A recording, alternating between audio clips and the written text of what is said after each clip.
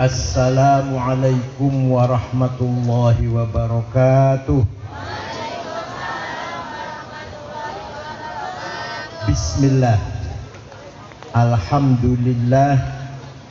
Wassalatu wassalamu ala sayyidina wa maulana wa syafi'ina wa habibina Muhammad Rasulillah wa ala alihi wa sahbihi wa man tabi'a sunnatahu wa jama'atah min yaumina hadha ila yaumil ba'ti wan nahdah.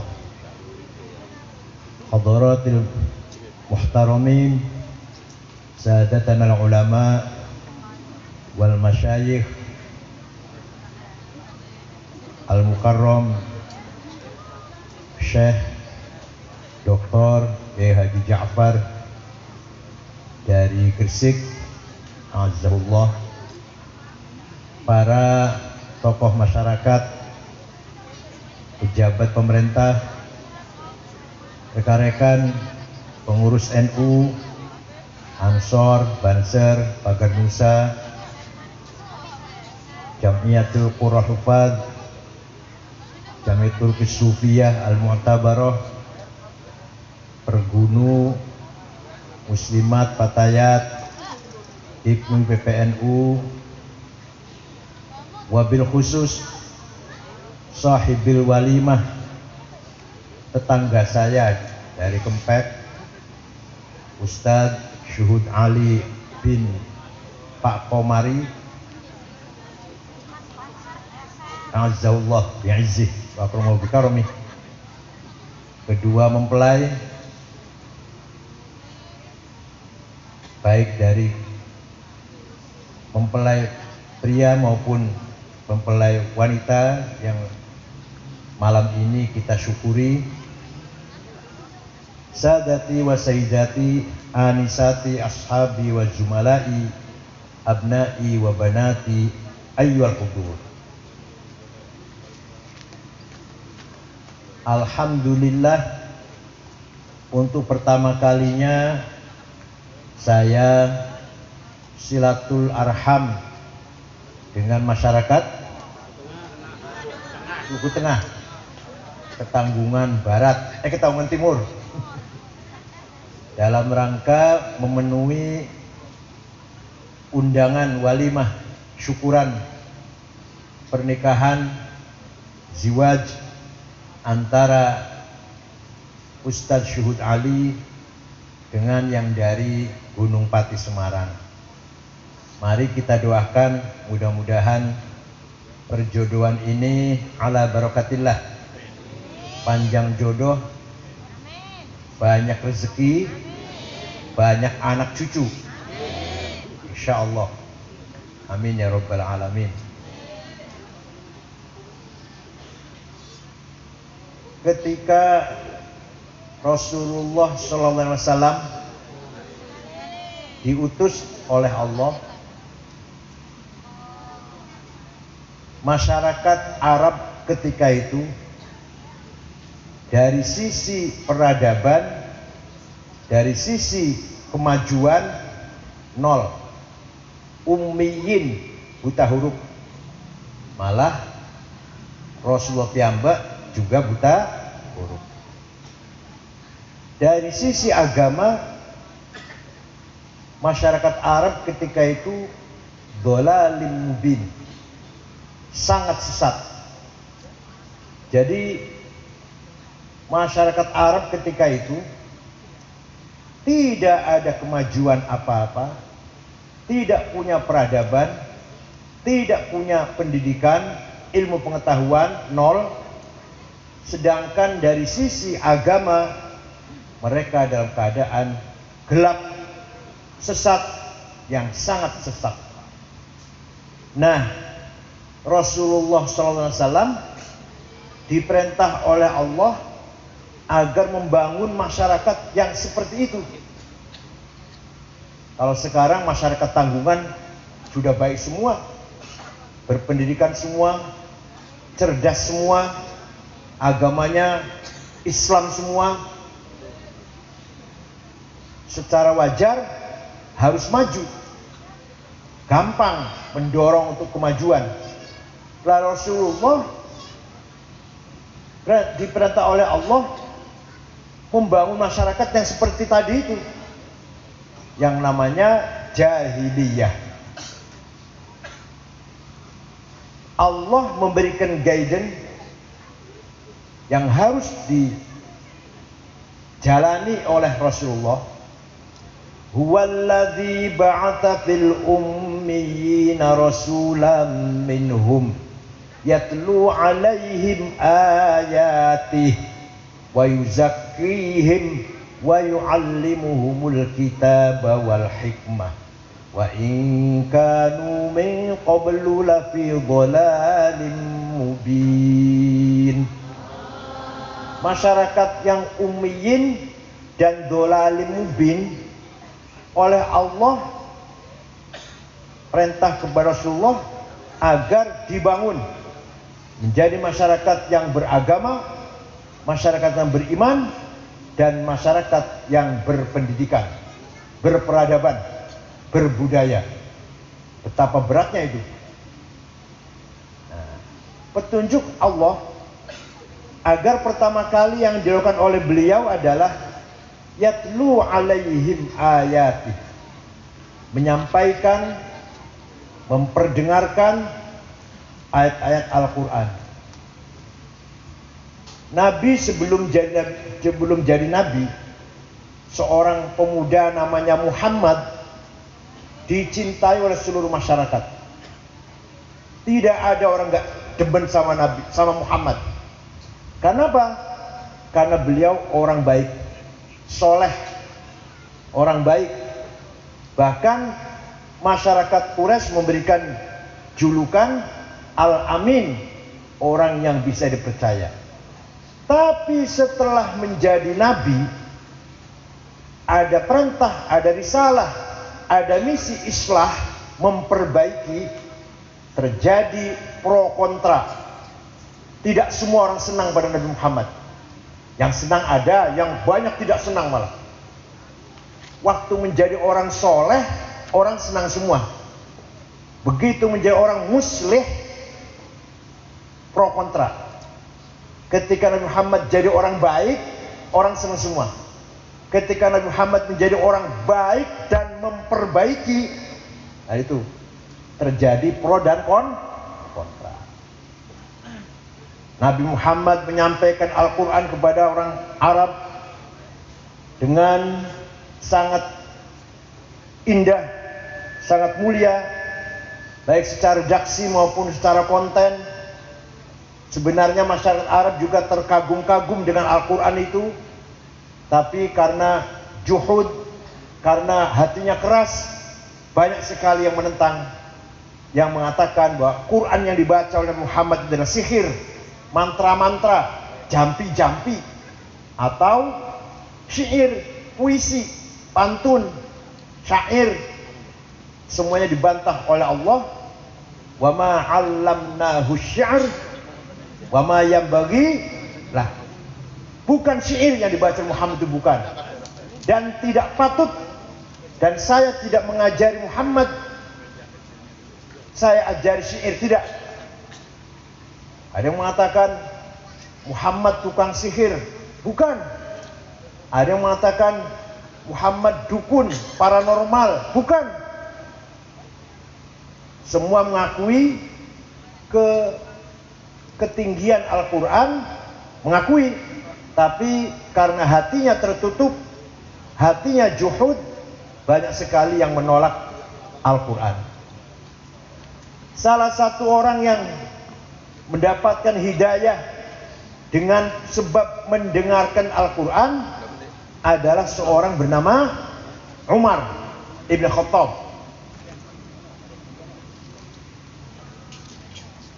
Umar bin Khattab, kalau di kita barangkali jawara, ya preman lah, preman.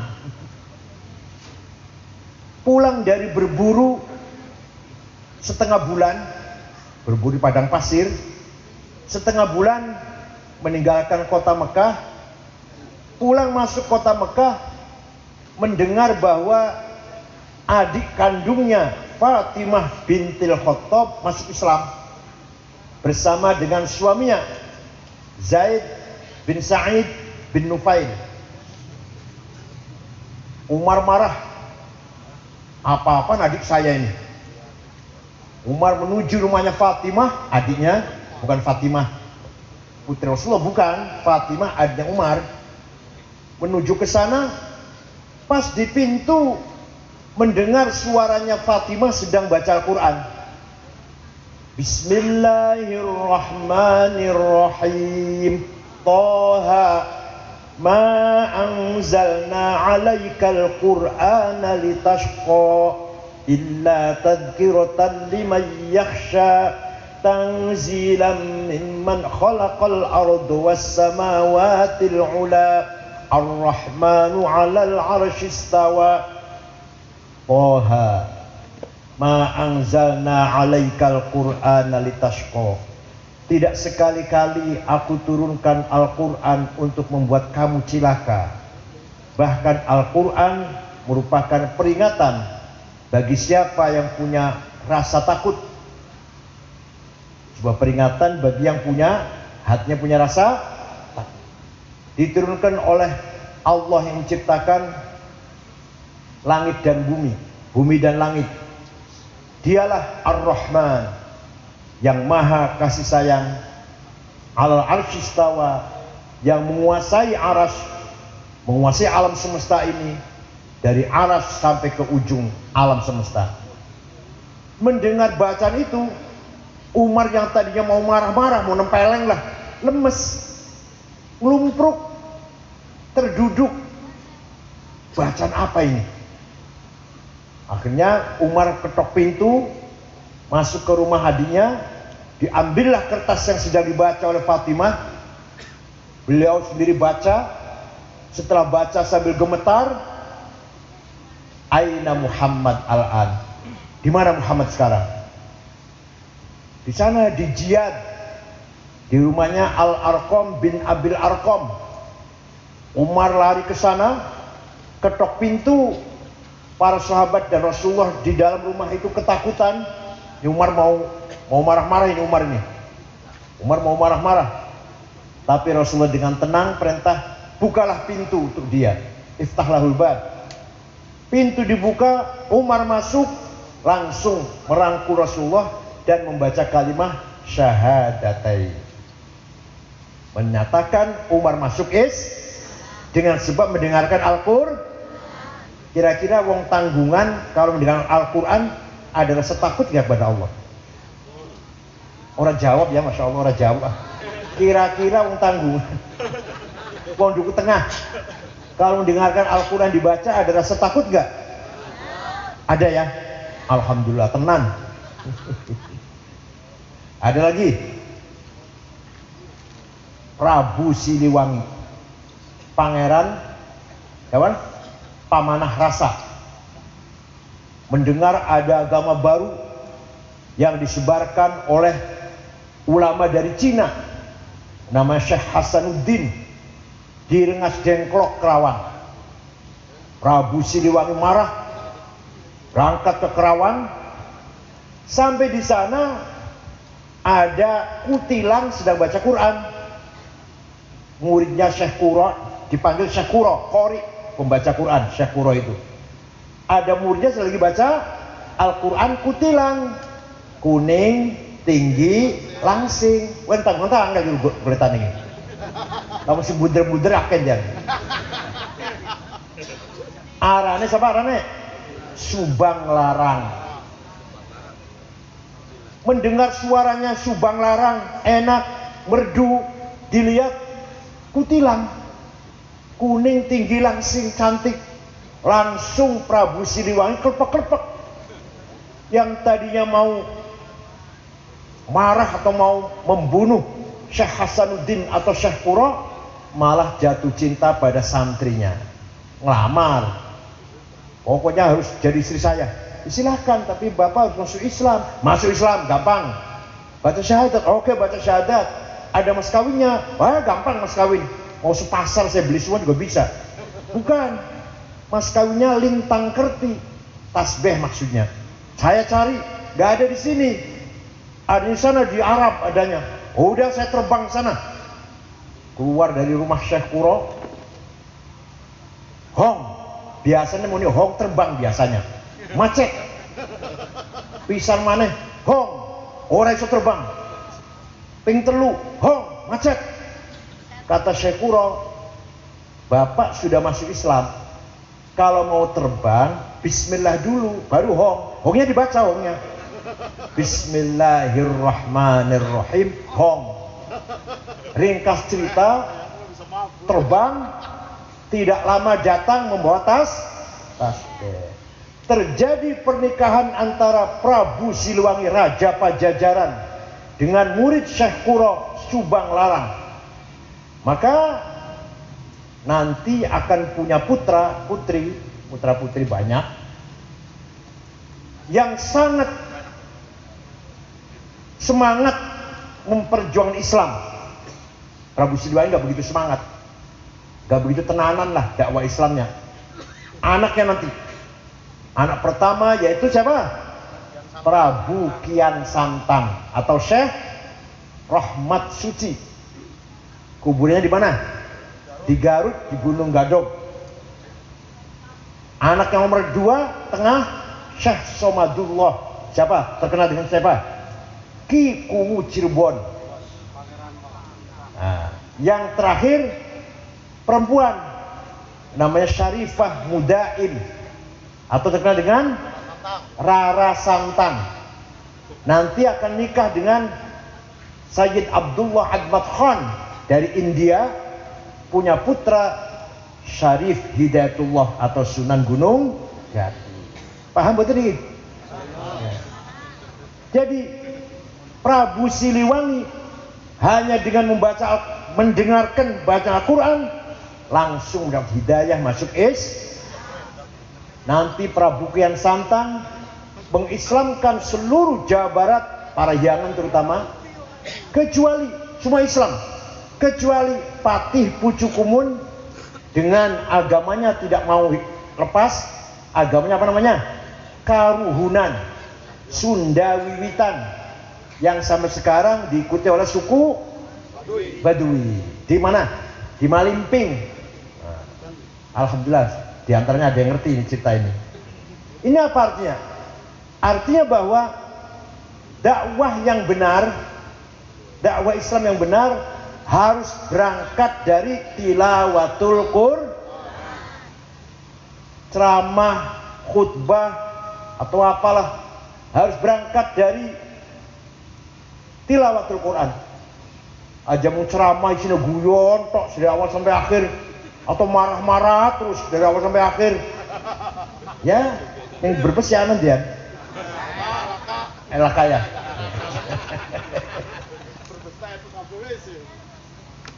Para mubaligh, para khotib, para ustadz pegang ini. Prinsip pertama dakwah adalah tilawatul Quran dan tilawah yang mujawwadah, baca Quran yang benar. Kadang-kadang ada orang ceramahnya enak, khutbahnya enak, baca Qurannya berantakan, tajwidnya berantakan. Itu salah besar, sangat-sangat menjijikkan. Kita pun bagi masyarakat harus bisa baca Quran. Monggo, jangan malu-malu, jangan segan, jangan kecil hati. Walaupun yang sudah tua, sudah kakek nenek, kalau belum bisa baca Quran, monggo belajar baca Al-Quran. Insya Allah dapat barokah dan dapat pahala besar. Ayo belajar baca Al-Quran. Yang belum bisa, walaupun sudah tua, sudah kakek-kakek, nenek-nenek, monggo nggih. Al-Quran dulu pertama kali ditulis zaman Rasulullah, tulisan Arabnya tidak ada titik, nggak ada harokat. Ba, ta, ta, pada. Jim, ha, kho sama. Dal, dal, gak ada bedanya. Ro, zai, gak ada bedanya. Sin, shin, sama saja. Betul nonton titik kan, betul nonton. Nah, setelah Islam berkembang, orang yang punya ide, gagasan, wad'un nuqat alal huruf, menciptakan titik di atas huruf Arab adalah namanya Abul Aswad Ad-Du'ali. Siapa? Alah, biasa disebut nama Karyono. Beliau menciptakan titik tahun 59 Hijriah. Beliau wafat tahun 62 Hijriah. Baru jelas. Ba titik 1 di bawah, ta titik 2 di atas, ta titik 3, jim titik 1 di bawah, ha non titik, kho titik 1 di atas, baru jelas. Tapi lama-lama Islam semakin berkembang, diikuti oleh para non-Arab, bangsa yang bukan Arab. Ternyata walaupun sudah ada titiknya, masih kesulitan baca Al-Quran. Maka ada seorang imam namanya Khalil bin Ahmad Al-Farohidi. Siapa? Ya, aku datang ke Lalen. Menggagas menciptakan syakal, fathah, dhammah, kasroh, fathaten, dhammaten, kasroten, tasdid, sukun. Siapa namanya yang menciptakan namanya? Alah, Toto.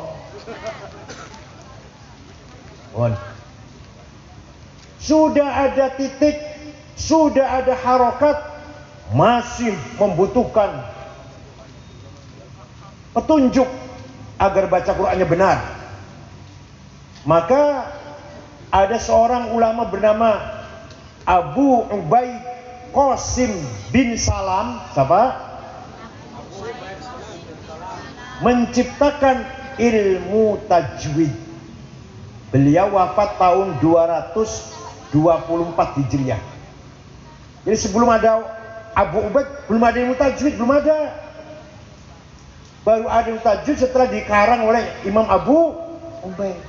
Baru ada idhar, ikhfa, idgham, qalqalah, iqlab, mad lazim, mad jaiz. Alah.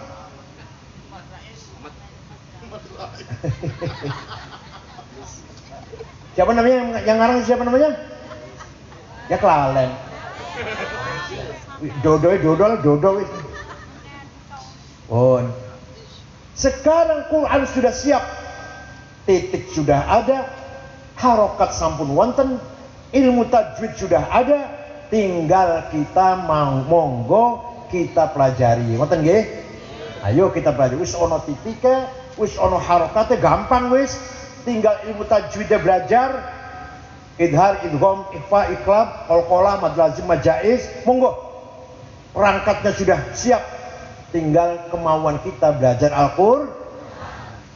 Ayatu haqqin minar rahmani muhdathatun qadimatun sifatul mausufi bil qidami lam taqtan bi zamanin wa hiya tukhbiruna anil ma'adi wa an adin wa an irami damat ladaina fa faqad kulla mu'jizatin minan nabiyina id ja'at wa lam tadumi fala tu'addu wa la tus'ajaibuha wa la tusamu 'alal iktari bis-sa'ami qarrat biha 'ainu qariha faqultu lahu laqad dhafirta bihablillahi fa'tasimi in tatluha khifatan min harri nari ladha atfa'ta nara ladha min wardiha syabami. Ayat Quran menika, Quran itu Pak, Bu, kalau lihat mushafnya, mushafnya ya, paham betul? Quran yang musola, yang masjid, mushafnya niku hadis apa? Anyar dicetak oleh manusia, kertasnya bikinan manusia, tintanya bikinan manusia, ada tanggal tahunnya, dicetak tahun sekian, tanggal sekian di Surabaya atau di Jakarta, berarti hadis baru, mushafnya baru. Paham betul? Yang namanya musola kita di masjid, mushafnya baru. Tapi Quran sebagai sifatnya Allah, yaitu sifat kalam qadim. Paham betul nih? Suara paham nih. Quran sebagai sifatullah, yaitu sifat kalam qadim, qadimah, azali, bukan baru, dahulu. Tapi mushafe hadits baru, ngoten nggih, paham nggih? Nah, makanya ayatu haqqin minar rahmani muhdatsatun qadimatun sifatul mausufi bil qidami. Al-Quran mukjizat yang khalidah, yang abadi. Mukjizatnya Nabi Musa hebat, tongkatnya bisa bikin jalan tol, laut dipentung karo Nabi Musa dengan tongkatnya jadi jalan tol, laut itu jadi jalan tol. Hebat betul. Masih anak beli ya langka. Nabi Isa bisa menyembuhkan orang buta, bisa menyembuhkan orang lumpuh, bahkan bisa menghidupkan orang yang sudah mati. Nabi Isa masih buatan yang enggak ada. Tapi mujizatnya Rasulullah Al-Quran sampai ila yaumil qiyamah tetap ada. Makanya kita harus berpegang teguh, harus senang cinta membaca Al-Quran. Dibaca tidak bosan, nggak pernah bosan baca Al-Quran. Jadi kuwu menang baca Al-Quran, seneng betul ibu. Gawe manyar baca Al-Quran, pantas betul. Nikahan, pengantinan baca Quran pantas betul. Kematian baca Quran Yasin pantas betul. Kebakaran, kecelakaan baca Quran pantas betul. Ya Allah, dibaca ketika situasi nopo mawon pas Al-Quran itu. Bahkan kalau kamu baca Al-Quran karena takut api neraka, berarti kamu baca Quran lagi memadamkan api. Kalau kita takut api neraka, baca Quran, itu berarti baca Quran kita itu sedang memadamkan, nyirep-nyirep api neraka. Intatluha khifatan min harri nari ladha atfa'tana roladha min wardiha syabimi. Paham betul? Boleh. Setelah kenal dengan Al-Quran, meningkat yang kedua, Rasulullah sallallahu alaihi wasallam membangun masyarakat Arab wa yuzakkihim, dibentuk karakternya. Yang tadinya jahiliyah, gak ngerti apa-apa, gak punya karakter, gak punya kepribadian, gak punya muru'ah, dibentuk karakternya.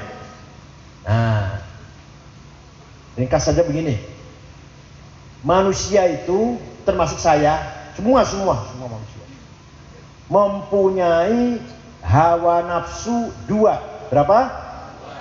Nafsu ghadabiyah dan nafsu syahwatiyah. Itu pemberian dari Allah, pemberian peparingan apa? Dari Allah. Manusia punya hawa nafsu. Nafsu ghadabiyah, saya harus jadi bupati, saya harus jadi DPR, saya harus jadi pemimpin, saya jadi komandan, saya harus jadi imam, saya harus di depan, gak mau di belakang. Itu namanya nafsu ghadab. Nafsu apa? Ghadab. Saya harus menang. Itu nafsu ghadabiyah. Tapi dengarkan. Tapi kalau dengan niat yang baik, cara yang baik, tujuan yang baik, maka nafsu ghadabiyah ganti jenenge. Bukan nafsu ghadabiyah, saya harus jadi bupati. Niatnya apa? Akan saya bangun Brebes lebih maju lagi, menegakkan hukum dengan seadil-adilnya, memberantas korupsi, akan membangun masyarakat yang tadinya tidak berpendidikan jadi cerdas, yang miskin jadi berkecukupan. Niatnya ngoten niatnya.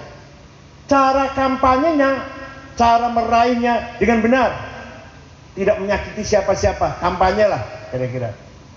Tujuannya juga baik, ibtigha amardhatillah, mencari ridho Allah tujuannya jadi bupati. Maka nafsu ghadabiyahnya ganti namanya. Apa namanya? Himmah. Apa? Yang keras apa? Himmah. Rasulullah SAW seorang yang punya himmah besar. Saya harus menang memperjuangkan Islam ini. Sayyidina Abu Bakar, Umar, Utsman, Ali, Wali Songo, Hasyim Asy'ari, himmahnya besar.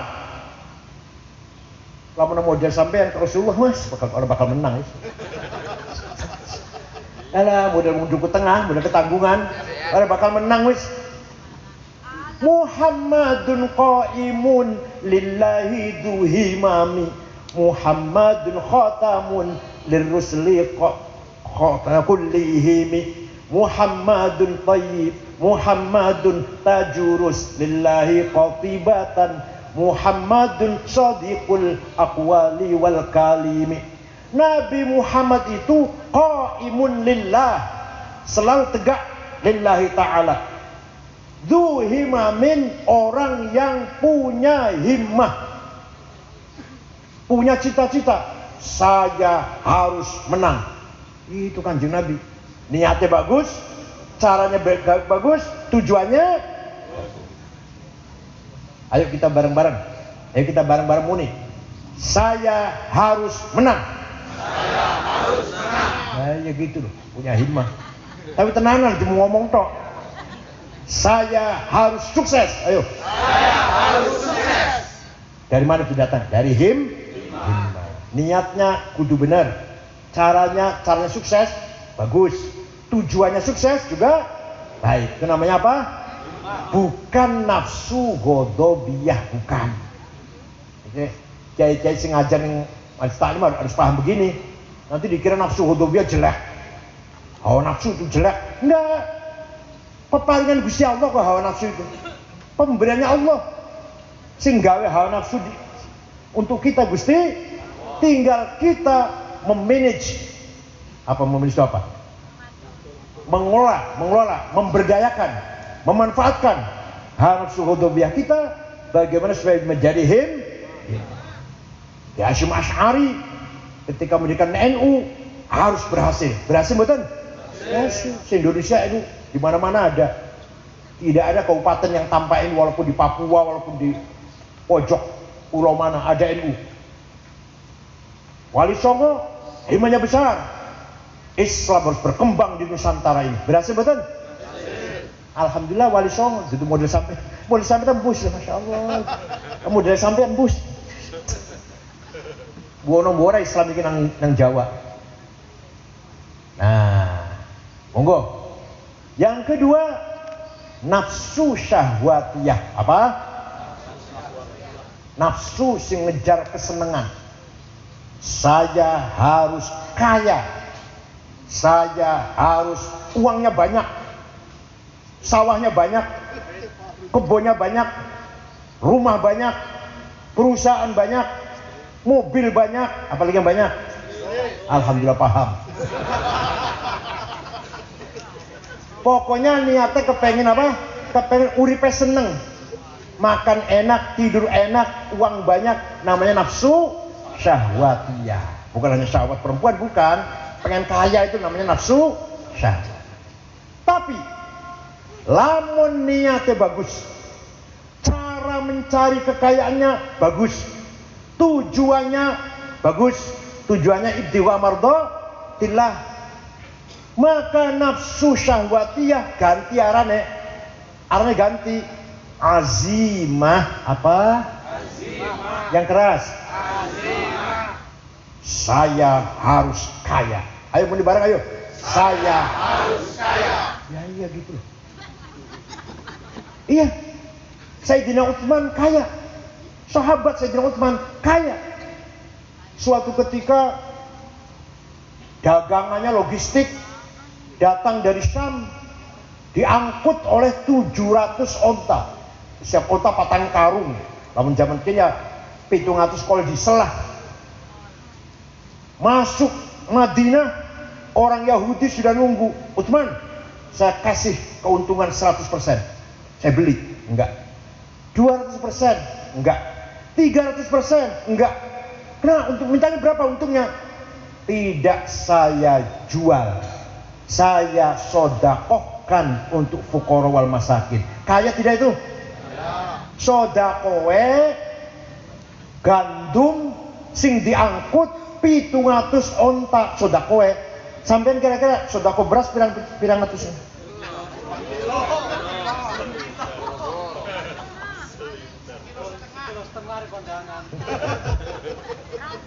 Sahabat Sa'ad bin Abi Waqqas kaya, kebunnya luas, ternaknya banyak, sapi, onta, wedus. Suatu ketika beliau akan mensodakohkan semuanya. Kabel sedekahkan kabel. Kanjeng Nabi larang, jangan Sa'ad, jangan ajo kabeh kamu sedekah. Cukup sepertiga. Wathulutsu minka katsir. Sepertiga hartamu itu banyak, cukup sudah. Ono wong duwe duit 3 triliun, sedekah 1 triliun kata dereng. Sampai duwe duit 300.000, sedekah 100.000 kata dereng. Ya dulu mah. Lah bareng arep wong sugih, sedekah sepertiga banyak belum? Nek wong melarat sepertigane ya secuil. Oleh karena itu kita harus kaya. Ayo, kita harus kaya. Ala qadri ahlil azmi ta'til azaimu wa ta'ti ala qadril kiramil makarimu fatakburu fi ainis saghiri sigharuha wa tasgharu fi ainil azimil azaimu. Makarim kemuliaan, adhaim kebesaran harus diraih dengan azimah. Paham boten? Nah sekarang Pak, orang kaya itu hanya orang-orang tertentu. Saya baca 50 orang kaya di Indonesia, tegoleti wong tanggungan langka, wong tanggungan. Nomor 1 sing duwe pabrik rokok Jarum, arane Budi Hartono. Duitnya 40 miliar dolar. Sing sak miliar 14 triliun. Itu kendewek. Nomor loro Sinarmas. Duitnya 37 wolu lah miliar dolar. Itu kendewek. Cina. Ko nomor 6 anak dudu Cina Muslim. Arane Khairul Tanjung. Sing duwe Bank Mega nomor 6. Terus ke Cina maning. Nomor 40 Bayu sing duwe taksi Bluebird. Wah namanya mau Islam maning Haji Rosid. Jadi Kalimantan Tengah. 40 sini 40 loro nomornya. Walhasil tegoleti wong duku tengah. Artinya apa? Artinya wong duku tengah fuqara wal masakin. Padahal bangun masjid kudu karo duit, madrasah karo rumah sakit karo mondok nang anak, lunga haji rukun Islam nomor 5. Harus kaya Pak, harus kaya. Ayo cari uang yang semangat. Asal niatnya bagus, caranya bagus, tujuannya bagus. Mohon maaf, kadang kiai ngaji mingguan kan, kadang-kadang mohon maaf salah.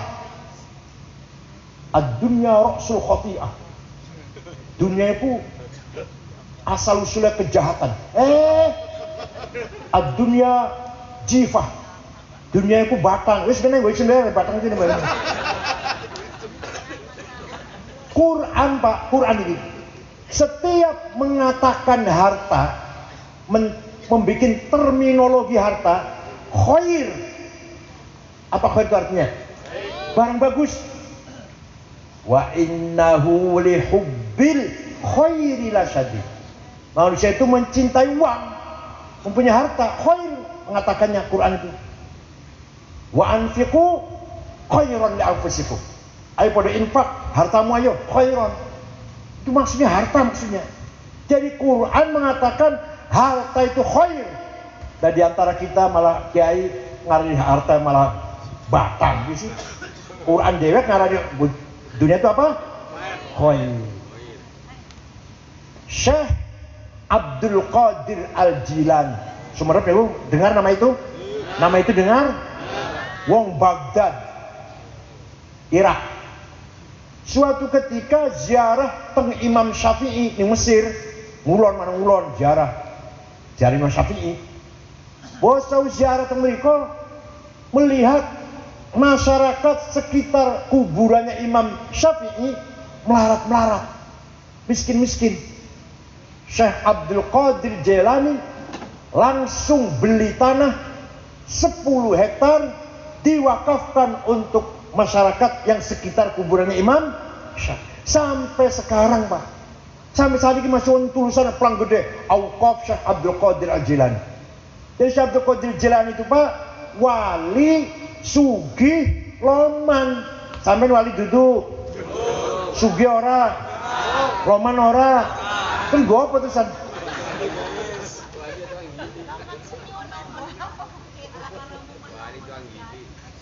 Syekh Abil Hasan Asyadili lambine mewah, merek Dormil yang semeter 13 juta, sepatunya Hermes 22,5 juta, kacamata Cartier 15 juta, pulpen Montblanc 13 juta, arlojinya Patek Philippe 4 miliar, minyak wanginya Hugo Boss, Jo Malone, Bon 9 sing sebotol 5 juta. Sampai paling misik lah.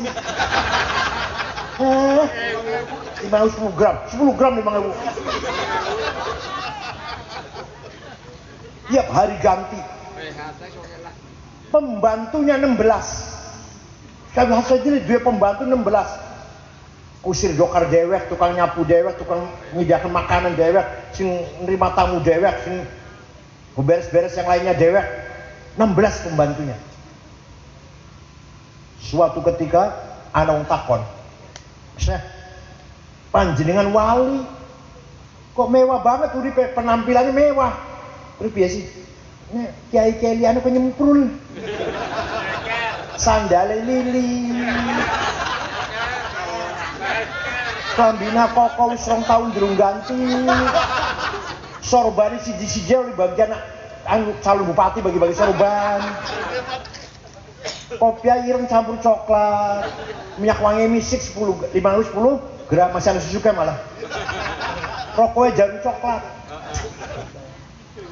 Tas kan paling lumayan, tas juga mereknya sing lumayan gitu. Colak atau Delsi ini kurang juta, sedang harus Gucci tak 75 juta tas ini. Tapi kita tasnya dudu colak, dudu Delsi. Apa? Ning pojokan tulisan musyawarah majelis ulama kalau.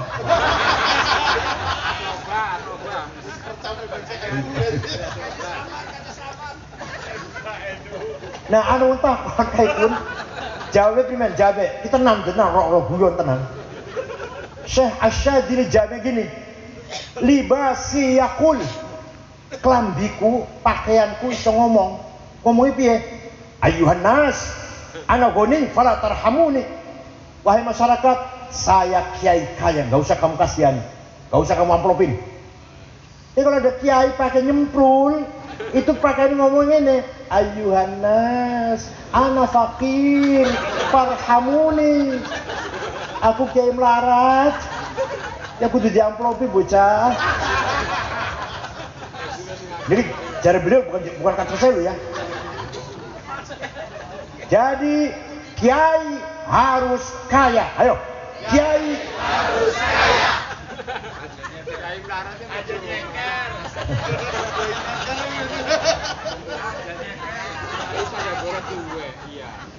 Mulanya Kanjeng Nabi sukses berjuang diantaranya didukung oleh beberapa sahabat yang kaya. Sayyidina Utsman itu berkorban untuk peperangan di Yaumil Usrah, yang mengeluarkan hartanya untuk bekal perang. Sayyidina Utsman, Sa'd bin Waqqas juga sama, Abdurrahman bin Auf, sahabat itu juga orang kaya dan loman dermawan untuk perjuangan. Malah nyun sewu, nama Quraisy itu nama Quraisy, yang pertama kali orang dipanggil Quraisy itu Syekh Fihir, kakeknya Rasulullah nomor 11, Syekh Fihir. jenenge Fihir tapi dipanggil Quraisy. Kenapa? Karena banyak kursnya. Kurs apa? Duit. Karena banyak apa? Nah, duit itu bahasa Arabnya kurs. Kurs. Nah, Syekh Fihir akeh duitnya, maka dipanggil Quraisy. Keluarga Kanjeng Nabi pedagang-pedagang. Keluarga Kanjeng Nabi ini. Pokoknya orang kaya lah, orang kaya. Nah, sekali lagi kiai harus kaya. Supaya mengatakan ana ghani fala tarhamuni. Saya kiai kaya, enggak usah kamu amplopin. Gitu. Paham betul? Dan aku Syekh Sadin niku muride 6.000 dipakani kabeh. Ditanggung muride dudu sebaliknya. Dudu santri ngowae kiai mboten. Ini malah kiainya sing nanggung muride. Kalau sudah menjadi himmah dan azimah, maka hawa nafsunya menjadi nafsu mutmainnah. Nopo? Lamun tak terang jawab sejam di Pragat, saya ikut belah. Jadi kira-kira nafsu hodobiyah jadi apa? Lalen sih, Masya Allah. Nafsu hodobiyah jadi apa? Nafsu syahwatnya jadi apa? Kalau sudah begitu nanti akan menjadi nafsu mutmainnah. Ayo sekali lagi supaya kelingan buku balik. Saya harus menang. Saya harus kaya. Ya Allah, zaman saniki semuanya kudu duit. Pinter kaya apa? Cerdas kaya apa? Pengen jadi bupati, langka duitnya jadi beli. Apa enggak? Apa mana jadi bupati? Dia ketua NU loh, kudu kan duit. Ya Allah. Ketua ormas, ketua partai, ketua apa saja, gua harus pakai duit sekarang ini. Ini namanya politik kita, namanya politik oligarki. Apa? Presiden harus dengan uang, gubernur harus menentukan uang, siapa menteri juga harus pakai uang, siapa kapolri, siapa panglima harus pakai uang. Namanya apa namanya? Oligarki. Sing melarat minggir.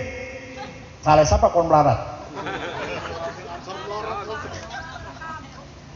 Tenang nih saya ini. Beli bakal jadi wal pinter kaya apa lamun langka dulu. Jadi bupati, di DPR, DPRD lah, nggak usah DPRD kabupaten kudu karo. Kuwu kepala desa ya, kuwu apa? Lurah ya. Lurah pirang tong ewu. Tangan pirang? 3 miliar, 5 miliar. Bupati 50 miliar. Gubernur 100 miliar atau 150 miliar. Presiden yombuh. Paham betul? Maka kita jangan ketinggalan, harus kaya. Ayo semangat cari uang yang halal tadi untuk perjuangan. Nah, sudah. Kemudian wa yu'allimuhumul kitab. Baru ilmu pengetahuan. Setelah dibentuk karakter, baru Kanjeng Nabi mengajari ilmu pengetahuan. Monggo anak panjenengan semuanya pesantren, semuanya mondok, ayo. Lan cari pondok yang sudah jelas Pak ya, yang sudah Kempet, Babakan, Arjunaun, Lirboyo, Ploso, Sarang, Tegarjo. Cuma jelas nih Bu. Jangan cari pondok yang nggak jelas. Az-Zaitun. Pilih anak-anak pesantren Zaitun dengan Argolis. Atau As-Sunnah Cirebon. Pirang nih Bu? Dengar ada pondok namanya itu? Wis ngongkosi anaknya pirang tongnya akeh, pulang dari pondok Maulid Nabi bid'ah, ziarah kubur sesat, tawassul musyrik. Ya Allah, eman-eman Pak, eman-eman.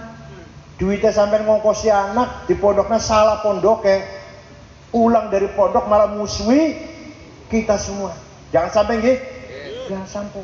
Ayo cari pondok yang sudah jelas sanadnya. Sudah jelas ala thariqatil haq. Thariqatul ahlussunnah wal jamaah. Monggo tengku di mawon. Yang jelas mawon di Boyo, Ploso, Sidogiri, Sarang, Lasem. Jelas Bu. Babakan, Kempet, Arjunaun, Buntet. Tunggu lagi ya. Ayo, kesuhan ya. Nah, monggo anak sampean podo mondok kabeh. Insyaallah manfaat barokah insyaallah. Bocah sekolah di Jakarta tapi bukan yang Brebes. Setiap hari tawuran. Bahkan sering sampai mati jadi korban. Pun sing tawuran. Belum pula yang hubungan bebas lanang wadon di sekolah. Insyaallah ning pesantren insyaallah selamat Pak. Lulusannya ayo sing pada korupsi keluaran sekolah tanggung pesantren. Jawab, sing pada korupsi menteri atau gubernur keluaran sekolah mau pesantren. Sing pesannya anak. Tapi si Jiloro ya, si Jiloro 3456 lah. Karakter dulu, baru skill. Jangan kebalik. Pinter dingin lebih akhlak, gak bisa. Akhlak dulu. Suatu ketika ada orang Badui masuk Islam. Kanjeng Nabi panggil sahabat senior, namanya sahabat Zaid bin Aslam. Zaid, alimul Quran. Ini ono wong lebih mlebu Islam, ayo diajari Quran mana pojok. Diajari Quran. Baru nyampe ayat, baru nyampe ayat faman ya'mal mithqala dzarratin khairan yarah wa man ya'mal mithqala dzarratin syarran yarah. Barang siapa berbuat baik sekecil apapun Allah melihat. Barang siapa berbuat jahat menyimpang sekecil apapun ditutupi kayak apapun Allah melihat. Baru sampai ayat itu masih parah surat Zilzal. Kafa bihadihi. Wis ngajine semene bae lah ora usah hatam ora usah. Kenapa sih? Ini saja ayat 2 ini saja, 2 ayat ini kalau betul-betul saya istiqamah, saya berpegang teguh dengan 2 ayat ini, saya dan keluarga saya akan selamat dunia akhirat. Itu baru pegang 2 ayat Pak. Apa maning lamun pegang seluruh Al-Quran. Baru pegang 2 ayat saja dia yakin saya selamat dunia akhirat. Itu apanya? Artinya 2 ayat ini bisa melahirkan basirah. Apa? The eye of heart, mata batin yang bisa mengetahui ini salah, ini benar. Kemudian memilih yang benar, meninggalkan yang salah. Itu namanya akhlakul karimah. Ngomong tuh gak, karimah. Korupsi angger jalan. Membohongi uang ya angger. Udah ngendali akhlakul karimah. Ini nama boy itu kan akhlak. Masyaallah, pasah dari dia. Tapi korupsi iya. Paham betul? Nah, pesantren itulah yang akan menekankan basirah, menekankan agar santri mempunyai basirah, mempunyai mata hati, the of heart, insight, supaya tahu mana baik, mana buruk, mana benar, mana salah, dan kemudian mengikuti yang baik, meninggalkan yang salah. Bakaus pinter, sudah sarjana, baru belajar kayak gini, belajar akhlak, bisa nggak kira-kira? Ya nggak bisa. Tobatnya bakal di penjara, udah tobat di penjara wis. Divonis 10 tahun, 15 tahun, baru astagfirullahaladzim. Oh berbes wonten berarti ngoten niku. Ya, oke.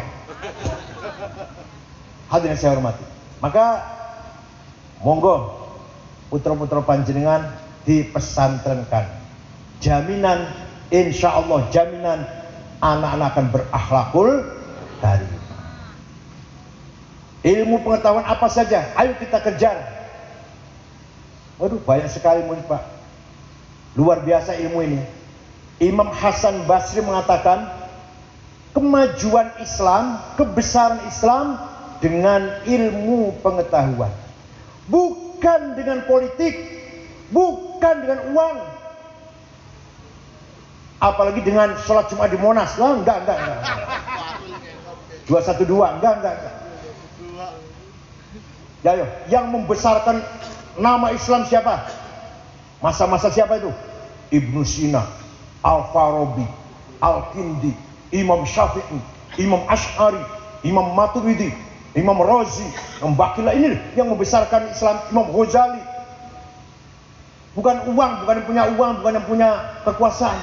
Yang membesarkan Islam adalah ulama, mufakirin, mutaqqafin. Paham betul?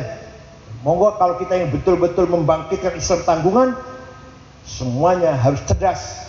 Kuasailah ilmu pengetahuan. Tapi ilmu saja tidak cukup, harus wal hikmah. Harus terbentuk hikmah dalam diri kita. Wisdom. Apa itu hikmah?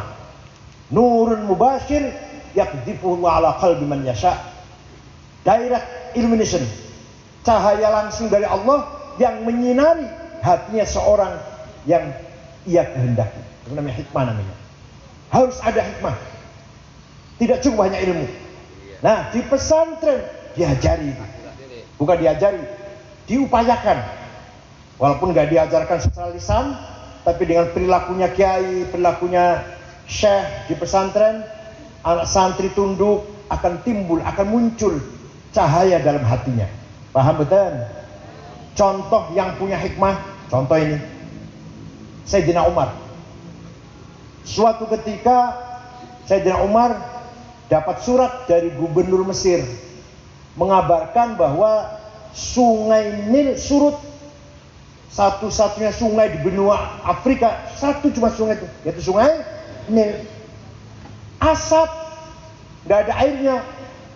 Dulu ketika sebelum Islam, kalau sungai Nil surut berarti minta tumbal. Wadalah jadi bahasa Jawanya. Minta apa? Apa tumbalnya? Gadis cantik dikasih perhiasan yang lengkap, gelang kalung anting-anting, dilempar ke sungai, nanti airnya datang, si gadis itu ditelan oleh air. Itu dulu sebelum Islam. Sekarang sudah Islam, bagaimana Sayyidina Umar Amirul Mukminin? Sayyidina Umar baca surat itu, langsung ambil kertas, ambil pulpen. Saudara Sungai Nil. Sayyidina Umar nyurat siapa? Nyurat Sungai Nil. Saudara Sungai Nil. Kalau kamu mengalirkan air karena Allah, mengalirlah. Tapi kalau kamu mengalirkan air karena ingin tumbal gadis cantik, nggak usah ngalir, saya nggak butuh kamu. Nggak usah ngalir, saya nggak butuh airmu, nggak butuh. Dibawa ke Mesir ya, dilempar ya, dibawa ke Mesir, dilempar suratnya Pak. Datang air sampai saiki, sampai sekarang. Sungai ini nggak pernah surut, bi barokati karamati Sayyidina Umar bin Khattab. Ana beli yang duku tengah wong sungai pun ana beli. Ya moga-moga. Harus ada kiai yang punya kuas seperti ini. Contoh lain, Gus Dur waktu baru dari rumah sakit, baru dioperasi syarafnya. Di rumah, di kamar, dalam kamar ada 5 orang. Saya, Pak Muhaimin Iskandar, Pak Saifullah Yusuf, Pak Cakrawardaya, Menteri Koperasi, Pak Wisnu, Ketua Golkar Jawa Tengah, pengusaha itu. Kita ngomong pelan-pelan ngomong. Tiba-tiba Gus Dur duduk, mengko aku jadi presiden. Masih Pak Harto itu. Kita orang 5 kaget, nih Gus Dur konslet itu udah. Terbukti betul. Dari mana coba Gus Dur? Dari hasil baca, dari orang, dikasih tahu orang, dari guru misalkan ngaji, bukan. Dari nurun mubashir yakdifuhu ala qalbi man yasha.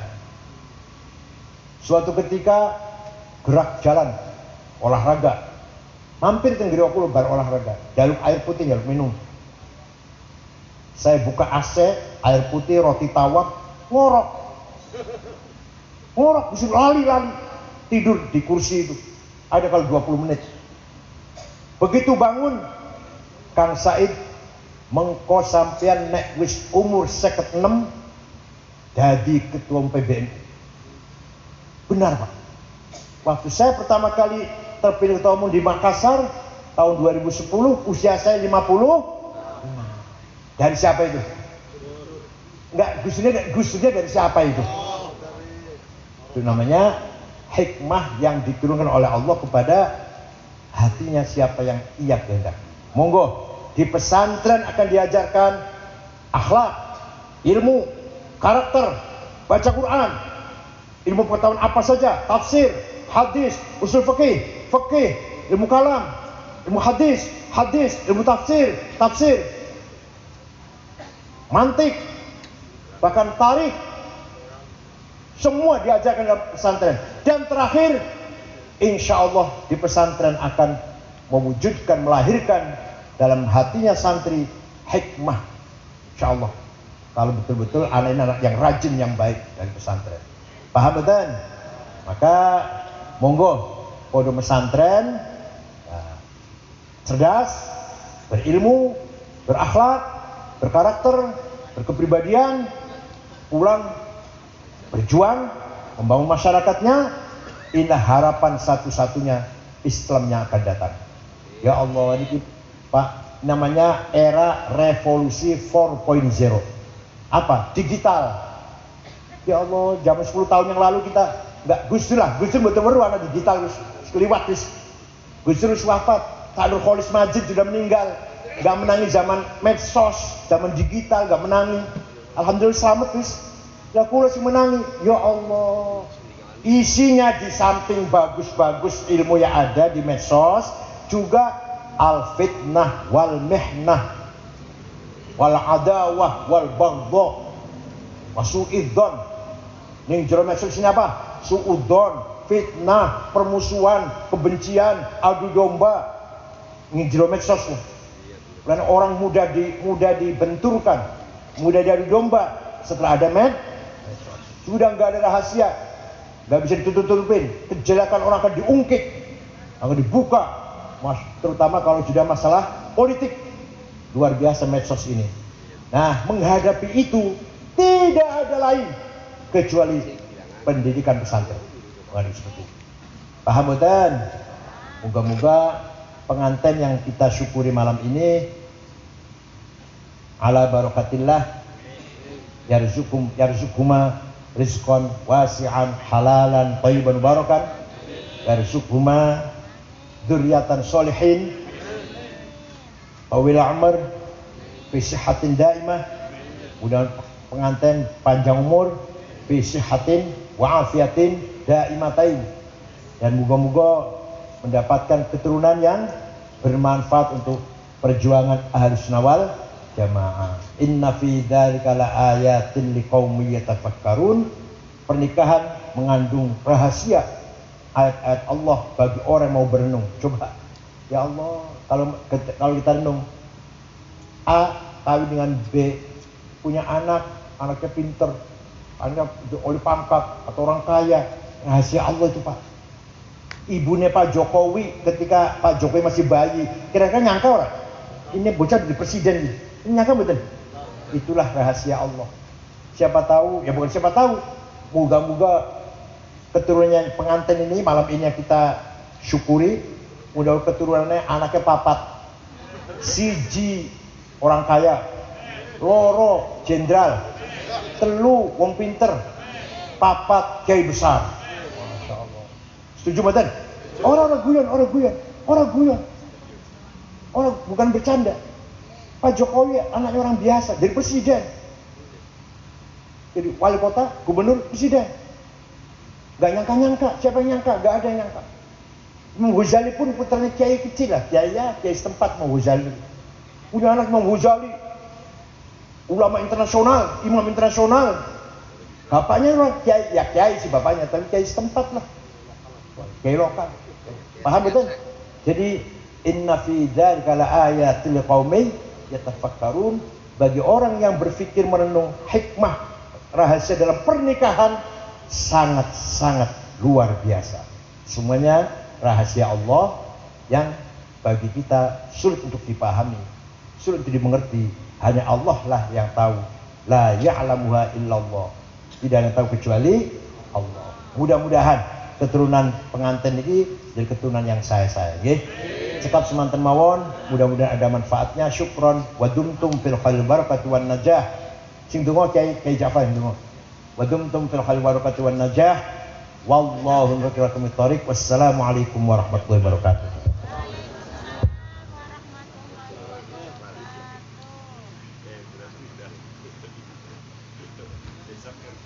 Waalaikumsalam warahmatullahi wabarakatuh.